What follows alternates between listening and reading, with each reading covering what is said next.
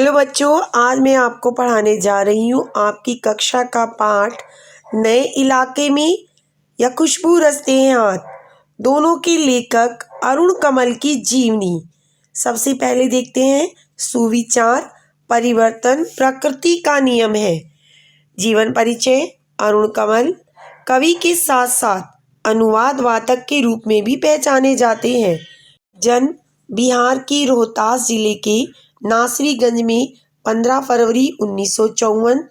शिक्षा प्राप्त करने के बाद यह पटना विश्वविद्यालय के अध्यापन कार्य करने लगे।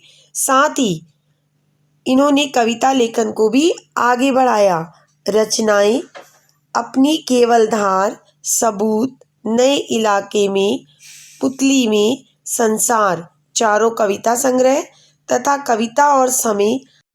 इसके अलावा मायकोवस्की की आत्मकथा और जंगल बुक का हिंदी में और हिंदी के युवा कवियों की कविताओं का अंग्रेजी में अनुवाद किया, जो वॉइसेज से नाम से प्रकाशित हुआ।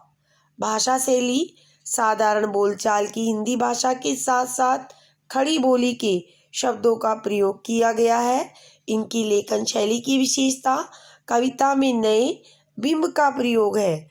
पुरस्कार।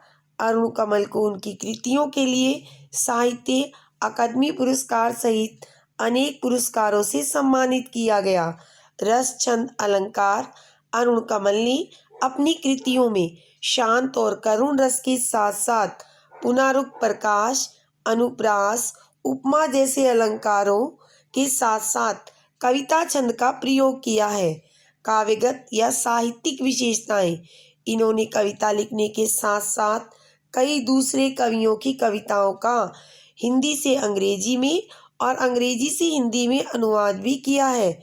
इसके अलावा यह एक आलोचक के रूप में भी कार्य करते रहे।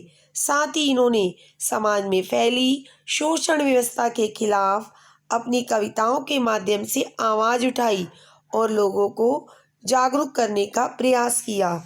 कवि की वाणी से गंदे कटे फटे हाथ, जख्म से कटे हुए हाथ, खुशबू रचते हैं हाथ, खुशबू रचते हैं हाथ।